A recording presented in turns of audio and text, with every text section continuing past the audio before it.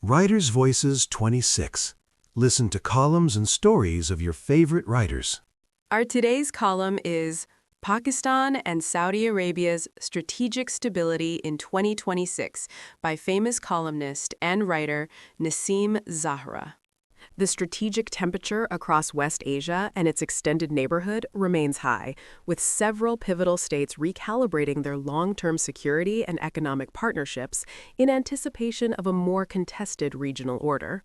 Among the most consequential of these is the deepening convergence between Pakistan and Saudi Arabia. The relationship itself is not new. For decades, Pakistan's military institutions played a central role in training Saudi officers, advising on force development, and contributing to internal and external security planning. Pakistani troops were stationed in the kingdom at different points, and defense cooperation remained a constant even when political relations elsewhere in the region fluctuated. What has changed since 2024-25 is not the existence of this bond, but its strategic closeness, and the two entering a strategic mutual defense agreement.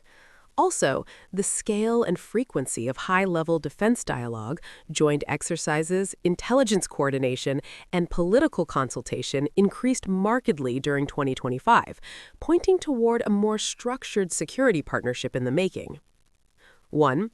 Current efforts at economic transformation by the two as strategic glue is a major driver of this new phase. Saudi Arabia's Vision 2030 has placed digital infrastructure, fintech, and non-oil growth at the center of national strategy.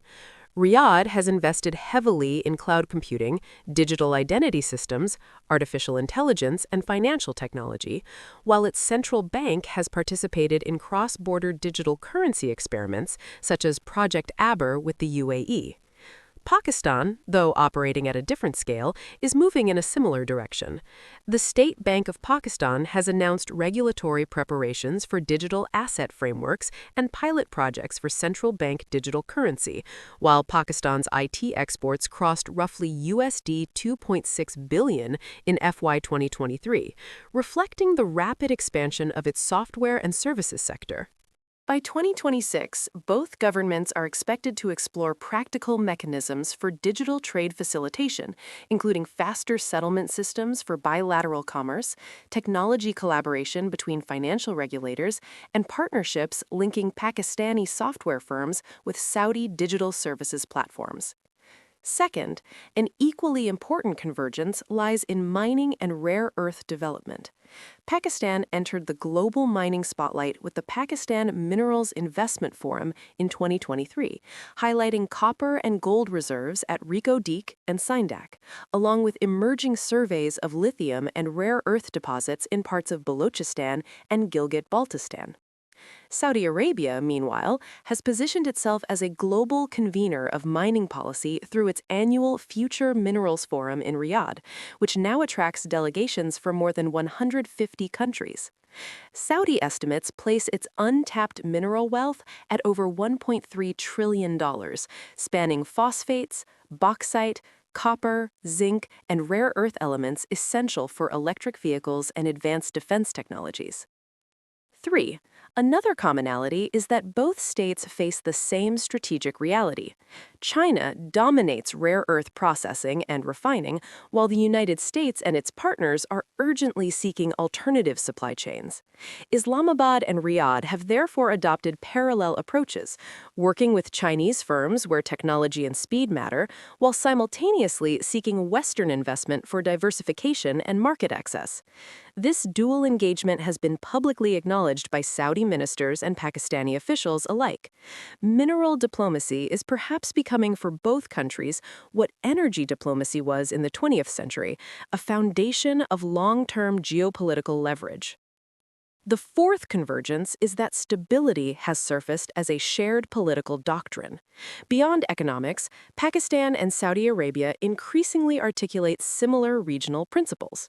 Both emphasize the preservation of existing states, oppose territorial fragmentation, and reject the instrumentalization of armed non-state actors.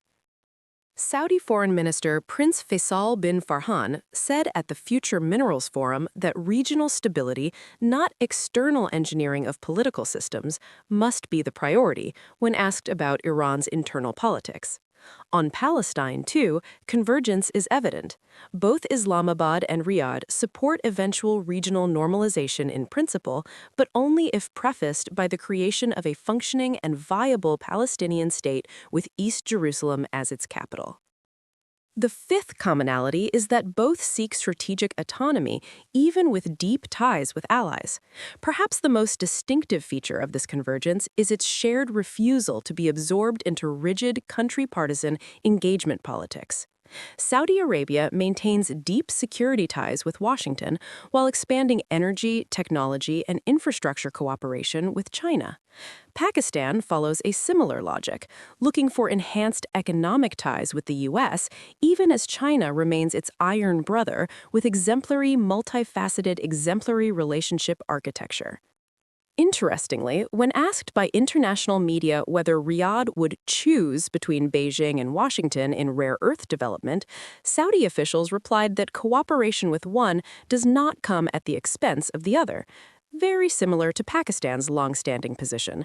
Pakistan and KSA remain engaged on treading wise common grounds. Sixth, and most importantly, both are moving together toward a wider security network. Defense cooperation is also taking on a broader calculus.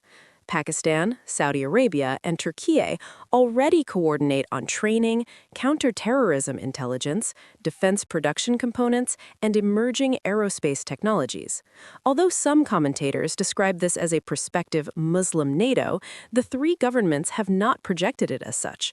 Instead, they see it as a stabilizing security network stretching from North Africa to South Asia, designed to respond to externally inspired insurrections, terrorism, fragmentation, and destabilization.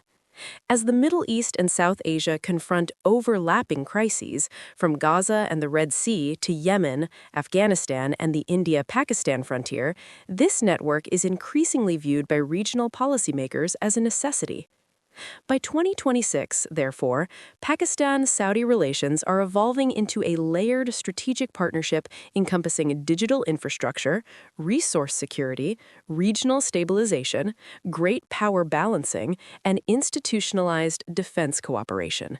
The potential is undeniable.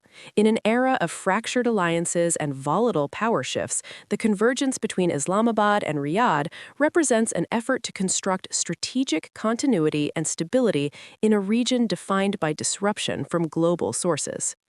Thank you for watching. If you like the video, do like, share, and subscribe.